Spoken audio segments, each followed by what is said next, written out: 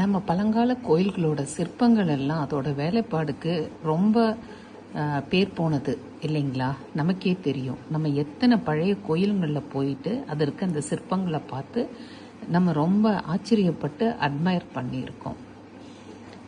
இப்போ நீங்கள் இந்த வீடியோவில் பார்த்துட்ருக்கிற சிலைகள் எல்லாமே சமீபத்தில்ங்க ஒரு வாரத்துக்கு முன்னாடி கும்பாபிஷேகம் நடந்த ஒரு கோயிலுக்கு போனப்போ அங்கே இருக்கிற மண்டபத்தூண்கள்ல இருந்து எடுத்தது தான்.